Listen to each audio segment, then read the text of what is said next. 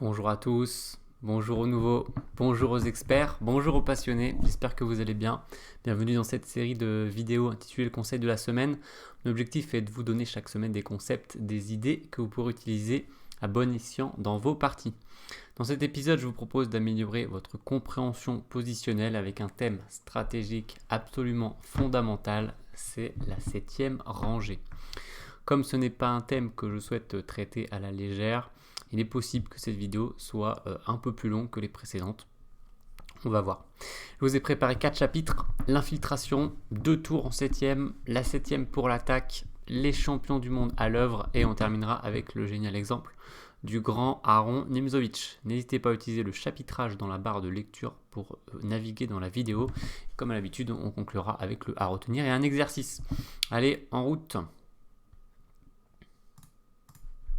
On commence avec l'infiltration donc. Premier exemple, c'est aux blancs de jouer et ils vont utiliser leur tour placé sur la colonne E ouverte pour s'infiltrer, non pas sur la case E8 bien sûr, mais sur la case E7, ici pour venir sur la fameuse 7e rangée. Et donc on dit souvent qu'une tour en 7e rangée, si elle arrive à y rester, en tout cas, ça peut valoir l'équivalent d'un pion. Donc on peut compenser un pion de retard avec une tour sur la 7e rangée. Et si on n'a pas de pion de retard et qu'on arrive à mettre la tour sur la 7e rangée, bah c'est un peu comme si on avait un pion supplémentaire. Voilà. Il y avait Ruben Fine qui avait par exemple donné cette règle, mais beaucoup d'autres aussi. Donc l'avantage quand on est sur la 7e rangée, c'est qu'on attaque très souvent des pions de l'adversaire qui sont sur leur case départ et on peut faire une petite remarque comme ça en passant, qu'un pion sur le départ ne peut jamais être protégé par un autre pion. Donc c'est les pièces qui vont devoir le protéger. Donc là ça va, le roi protège G7, mais personne ne protège C7 et les noirs n'ont pas envie que la tour prenne le pion, puis l'autre pion et fasse une razzia. Donc ils vont devoir mettre leur tour à un endroit extrêmement mauvais ici, puisqu'elle quitte la colonne ouverte où elle se trouvait et maintenant elle ne fait plus rien à part défendre son propre pion. Donc après roi C2, le roi blanc va essayer de venir en action. Et on va remarquer qu'après roi F8, cette tour n'est pas obligée de rentrer chez elle. Elle peut rester sur la 7e rangée et c'est ça qui est fort. Ici, elle continue à attaquer le pion C7 et le pion G7.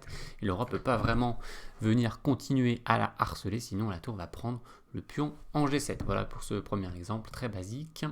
Et donc, on va montrer que si jamais le pion des noirs était sur F7 et non pas sur F5 comme dans l'exemple précédent, hein, donc je remonte, hop, c'était comme ça tout à l'heure, hop, maintenant on met le pion sur F7, et bien après tour E7, ce serait beaucoup moins grave pour les noirs, puisqu'après tour C8, roi C2, le roi noir va venir chasser cette tour qui ne peut pas rester sur la 7e rangée, donc elle va devoir repartir, et la tour noire va être libérée de sa tâche défensive, et donc elle pourra par exemple faire tour D8, et les noirs qui devraient s'en sortir.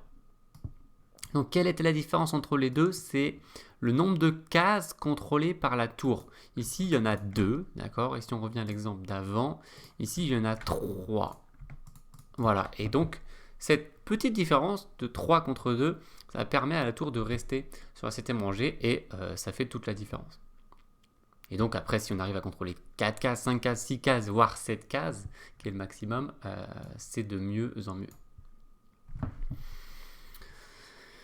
Alors, ça on a déjà vu, et on passe au deuxième exemple. Alors là, les noirs menacent de s'infiltrer sur la 2e rangée. Alors c'est l'occasion de dire qu'on dit la 7e rangée, c'est un terme générique. Il faut savoir que dans l'ancienne notation, les cases étaient relatives au camp dont on parle. Si on parle des blancs, ou si on parle des noirs, ça va être relatif à où ils ont commencé. Donc on disait aussi que ça c'était la 7e rangée par exemple pour les noirs de la tour en E2. Maintenant on utilise le terme générique, on regarde vraiment le numéro qui est sur le côté, là 2, 7, etc. Et donc on dit la tour en 2e rangée. Mais vous allez trouver fréquemment encore dans le langage courant, du coup des fois on va dire la tour noire va en 7e rangée. Parce qu'on se base sur le fait que la première rangée des noirs c'est ici, la 2e rangée des noirs c'est ici, et donc ça pour eux c'est la 7e rangée. Voilà. Et pour les blancs, à l'envers c'est la 2e rangée. Donc tour E2, c'est la menace, et les blancs doivent absolument l'empêcher, et donc on va utiliser le roi pour empêcher la tour de venir s'infiltrer, très important. Et si elle menace de s'infiltrer de nouveau par D2, on va encore utiliser le roi pour éviter de tomber dans la situation de tout à l'heure où on va devoir mettre notre tour sur C1. Voilà pour le chapitre sur l'infiltration. On enchaîne avec 2 tours en 7e rangée. Alors c'est hyper fort, 2 tours en 7e rangée. Vraiment c'est surpuissant très souvent. Et ça peut même mener à des maths, comme dans cet exemple, qui est un mat très fréquent. Donc c'est un mat avec 2 tours, on fait tour en échec. Donc l'avantage d'avoir les 2 tours, c'est qu'elles se protègent mutuellement. Et donc c'est très agaçant pour l'adversaire. Le roi est obligé d'aller dans le coin, on fait tour échec, le roi revient, on fait tour échec et mat. Et ce roi est coincé par sa propre tour ici. Et ça c'est un tableau de maths assez important. Donc, alors un exemple de Nimzowitsch, c'est pas le fameux exemple dont je vous parlais dans l'introduction, on le verra en fin de vidéo, mais c'est un exemple très sympathique également qu'il a fait ici. Donc les 2 tours en 7e rangée, certes, mais attention, il y a un pion noir qui menace de faire dame en un coup là, et on se dit, les blancs sont dans le pétrin, peut-être qu'ils vont devoir faire échec perpétuel en faisant tour échec, c'est aussi un des avantages de 2 tours en 7e rangée, ça peut faire échec perpétuel. Mais non, pas perpétuel, tour échec, roi là, on va faire tour F en G7 échec pour que le roi se décale un peu, et après on va aller prendre le pion là, et là on se rend compte qu'on menace le mat de l'escalier avec tour H8, échec et mat. C'est aussi ça qui est très fort dans 2 tours en 7e rangée, c'est qu'on n'est pas loin du mat de l'escalier souvent, et ça c'est intéressant. Donc le roi est obligé de revenir pour ne pas se faire mater, il doit revenir au contact de la tour, et maintenant la tour C va revenir pour l'éloigner et reprendre derrière pour remenacer mat de l'escalier. Le roi doit encore revenir pour ne pas se faire mater, il n'y a pas le choix. On va revenir faire échec, voilà, et à la fin on va prendre le cavalier, et on remenace mat encore, ce qui fait qu'il ne peut pas faire dame, sinon on le mate. D'ailleurs on peut remarquer que après dame, tour mat, c'est seulement grâce à la présence de ce pion en E5 que la dame ne peut pas prendre la tour. Donc le petit détail du pion en E5, très important pour cette position. Donc après tour prend cavalier, et bien ma foi, il doit prendre, et on prend, et on arrête le pion, et on va arrêter l'autre pion, et on va gagner. Voilà. Très sympathique exemple avec 2 tours en 7e rangée. 3e exemple, avec 2 tours en 7e rangée. Donc les 2 tours sont bien placés, mais attention, de nouveau, pion noir qui a une case de se transformer en dame. Et bien on va faire tour échec. Roi G8, tour FG7, roi F8, c'est comme on a fait tout à l'heure. Et là, il est à noter qu'à chaque fois qu'on éloigne la tour pour menacer le mat de l'escalier, il va revenir. Donc on ne va pas forcer un mat. Et il nous faut des renforts, au moins un renfort. Souvent ça peut être le pion. Et donc le pion H ici, il va faire une action décisive de protéger la tour pour préparer le mat et ce sera imparable. Donc, pion H6, il fait une dame par exemple, et on fait le mat de l'escalier grâce au soutien du pion. Voilà, très important. À noter que si c'était non pas un pion H, mais un pion G, comme ça, eh bien on ne pourrait pas fabriquer un mat ici, puisque le pion ne va pas protéger la bonne tour quand il va avancer. Voilà, on a terminé le chapitre sur les 2 tours en 7e. Maintenant, on va s'intéresser à quelque chose de très intéressant, c'est l'attaque grâce à une tour en 7e rangée. Donc c'est pas juste pour des finales ou juste quand on arrive à mettre les 2 tours.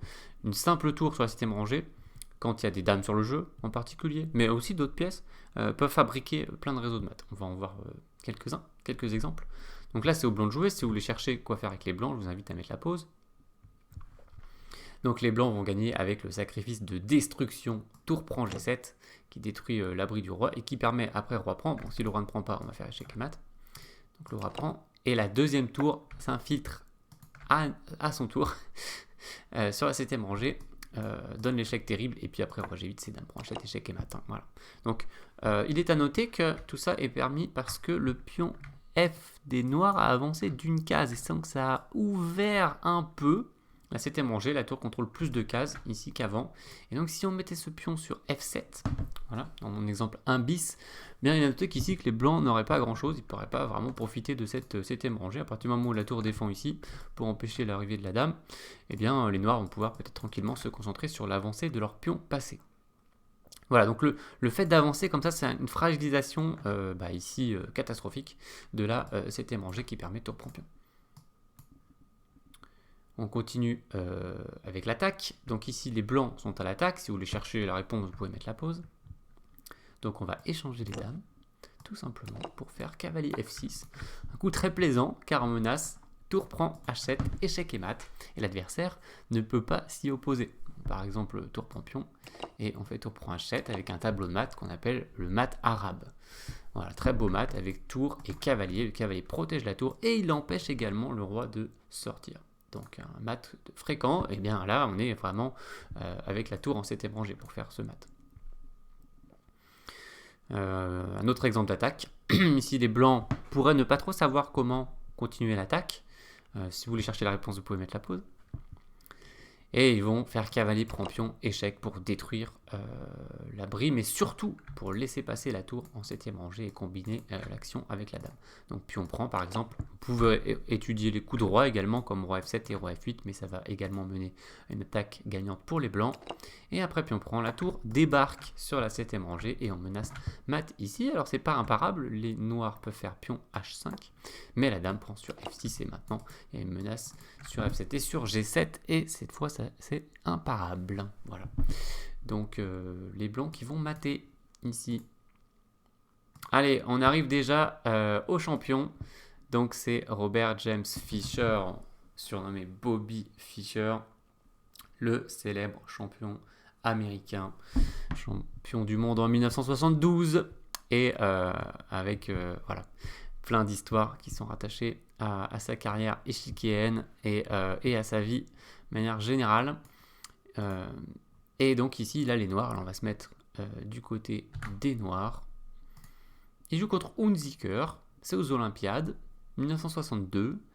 Et Hunziker, qui a peut-être pas très envie de voir le fou arriver, mais ce serait pas très grave en fait, et il joue G3. Alors, la vérité, c'est qu'il a envie de chasser le fou certainement avec pion H4, parce que ce fou, il contrôle des cases qui doivent l'agacer. Et donc il veut le pousser.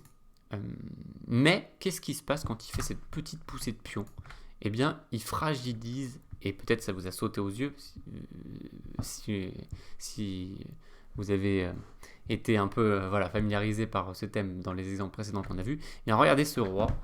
Alors, il n'y a plus que le pion B2 sur la 7e rangée, là, sur la 2e rangée, pour essayer de protéger le roi, et ça fait faire une grosse différence. Le pion G2 ici qui est capital pour défendre le roi sur la 2e rangée. Donc on va voir tout de suite comment Bobby Fischer va profiter de cette erreur. Il va faire dame à 7, menace l'infiltration sur F2. Donc c'est assez terrible. Alors les blancs auraient peut-être aimé faire tour E2 pour empêcher, mais ils perdraient un cavalier après tour prend, cavalier prend et dame prend. Donc ils ont joué roi G2. Et là, très joli coup de Fischer, tour A2. Alors il menace certes tour prend pion, basiquement, et après il risquerait d'avoir l'infiltration de la dame et des thèmes de mat. Ça va être très violent. Mais il menace aussi tour prend C3. Voilà. Et ça aussi, c'est très intéressant, puisque la tour pourrait après peut-être aller sur C2, en plus de la pression qu'elle met sur le cavalier. Voilà, alors Hunziker, il a joué roi F1. S'il faisait tour prend tour, après dame prend, tour E2 pour défendre, mais tour prend C3. Voilà, ça joue sur le clouage. Donc ça, c'est très fort pour les noirs. Bon, après tour AB1, il y a plusieurs options pour les noirs. La plus simple, c'est tour prend C3. Voilà. Et donc, il a fait roi F1. Et il y a eu tour prend C3 quand même. Et il a abandonné Hunziker. Il peut évidemment pas prendre ici, puisqu'il y aurait dame F2 mat, comme l'ordinateur était pressé de le montrer. Et puis, donc s'il prend sur A2, tour F3 échec. La tour qui débarque ici dans l'attaque. Après, roi G2, ça va être un mat rapide. La dame arrive, roi H1, et on peut faire dame prend tour, roi G2, tour F2 mat par exemple. Et si le roi va sur E2, on va faire tour F2 échec. Sur roi D1, on va juste prendre la tour, et ça va être hyper fort. On a des menaces d'infiltration assez terribles. Il faudrait que la dame vienne couvrir. Et on fait tour prend B2, et on menace le cavalier, on menace un escalier, quasiment, ouais, des grosses menaces dame B1 peut-être. Voilà, beaucoup de choses. Donc c'est gagnant, et roi D3, ça donne dame prend A2 aussi. On peut même faire dame C7, je trouve le coup élégant. Menace mat ici en C2 sur la 2e rangée. Et les blancs sont bien embêtés, ils n'ont même pas de tour C1 à cause du fou en G5. Mais bon, dame prend A2, c'est très bien aussi. Tour là, par exemple, dame prend. Et voilà, la dame et la tour en 2e rangée. C'est complètement gagnant. Voilà pour Bobby Fischer. On enchaîne avec un autre champion du monde, Mikhail Botvinnik. Donc, le père des échecs soviétiques, comme on le surnomme parfois. Et ici, il joue contre eux au championnat du monde 1948. Il a les blancs. Si vous voulez essayer de trouver son coup, vous pouvez mettre la pause. Alors, félicitations si vous avez trouvé dame G3. Très joli coup. Et il vise l'infiltration en 7e rangée, tout en attaquant la tour. Alors, c'est pas évident de se dire que c'est si fort que ça, mais en fait, ça va rapidement devenir écrasant. Il y a eu pion prend qui était pas vraiment, enfin, pas complètement obligatoire, mais c'était terrible de laisser escalader sur l'échiquier également. Donc dame G7 attaque la tour n'a qu'une case, et la tour blanche accompagne la dame menace mat en E7 ou en D7, et c'est la catastrophe pour l'ancien champion du monde Max Euwe. Le Hollandais, ici, il a donné sa dame. Il a fait dame prend, et après dame prend, Botvinnik a gagné la partie en une dizaine de coups avec sa dame qui attaque plein de choses en plus, qui va pouvoir faire beaucoup de dégâts. Alors on peut montrer ce qui serait passé sur dame D6 qui couvre les deux mates. Ici, mais juste tour prend fou. Donc déjà, il récupère sa pièce. Et après D3, c'est vrai que ce pion peut faire peur. Menace dame en 2 coups. Et on n'a pas l'escalier à cause de la dame qui couvre. Mais on va juste se décaler pour menacer tour échec, qui forcerait la dame à se mettre. Et après, on prendrait la tour sur échec et on prendrait tout. Donc il faut qu'il mette sa dame ici.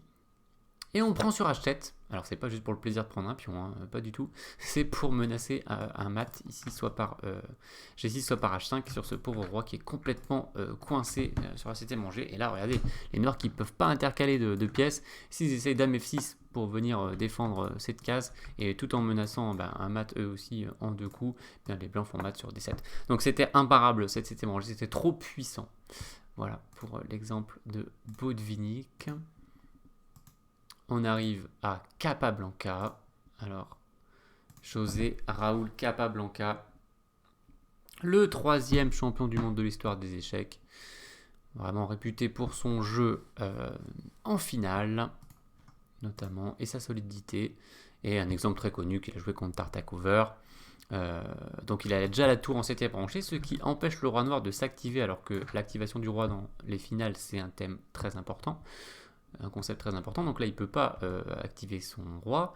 Il a un pion passé à 3 cases de dame, mais c'est pas facile de l'avancer pour l'instant, et puis même de manière générale. Et il va amener son roi, voilà. Et il va jouer roi G3, il va donner son pion.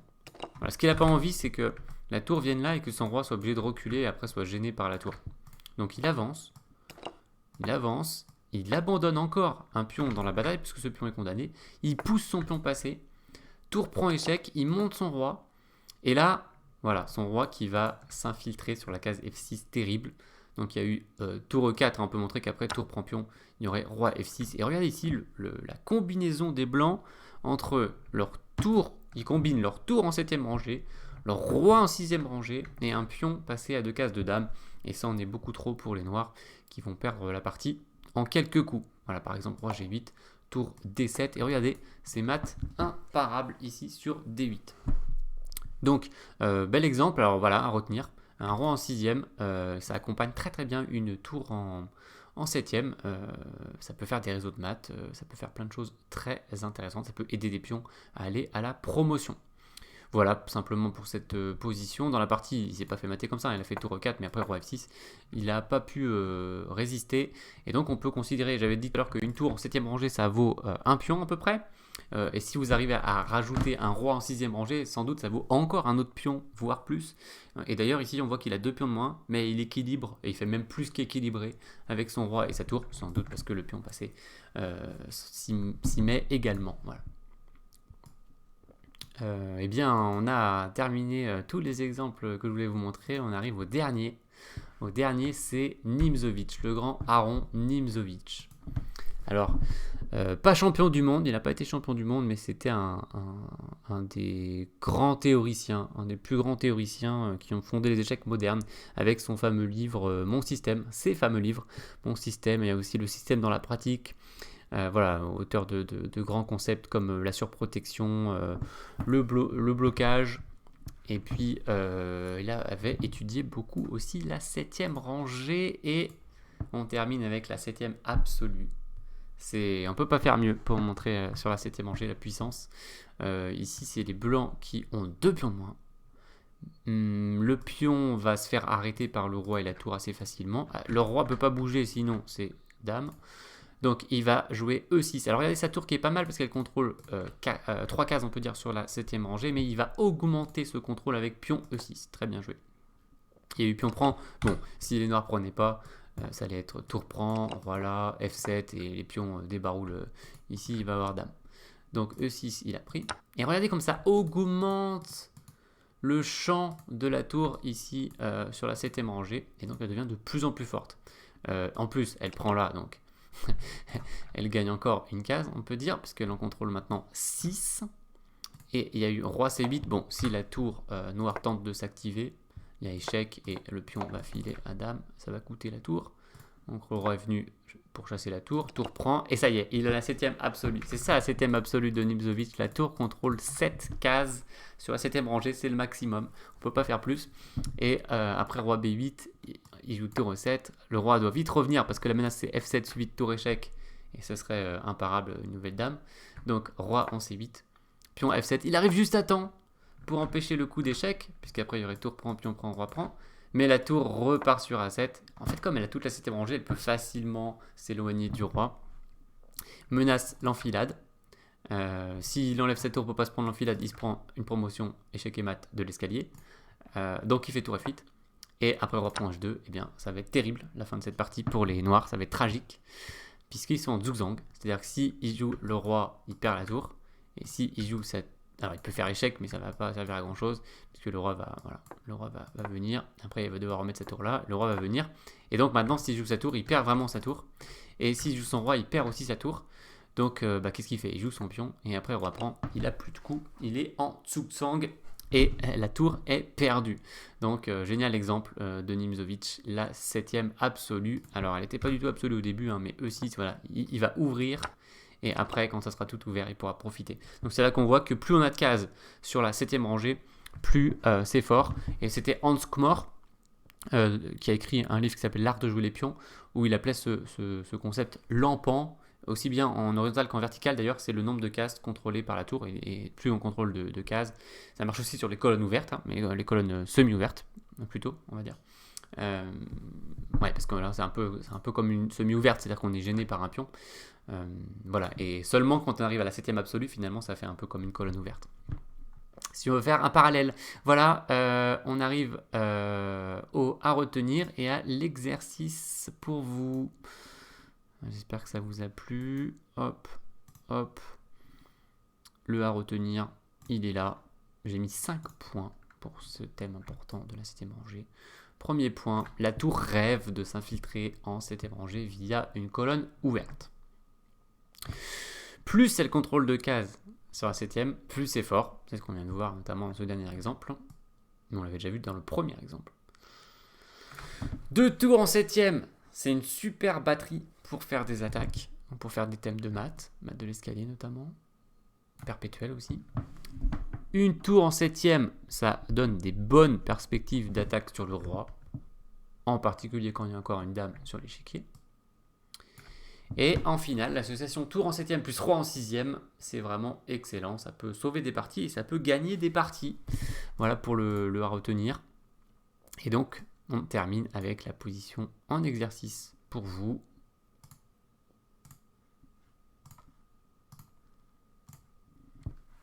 Voilà, donc c'est au blanc de jouer. Ils ont les 2 tours en 7e, mais les noirs ont un pion à une case de dame. Malheureusement, ils n'ont pas un pion H pour faire ce qu'on a montré dans la vidéo, ils n'ont qu'un pion G. Donc la question c'est, doivent-ils se résoudre à faire échec perpétuel ou peuvent-ils gagner la partie? Vos réponses sont les bienvenues dans les commentaires de la vidéo. Voilà pour cette vidéo, cet épisode. N'hésitez pas à laisser un pouce bleu, un commentaire. Vous abonner si ce n'est pas déjà fait. Je vous invite à partager cette vidéo pour qu'elle profite au plus grand nombre. Et si vous voulez soutenir la chaîne plus concrètement, eh bien vous avez également un lien Tipeee dans la description. À noter que je vais aussi mettre dans la description un PDF d'exercice. Je vous dis à très bientôt. Portez-vous bien.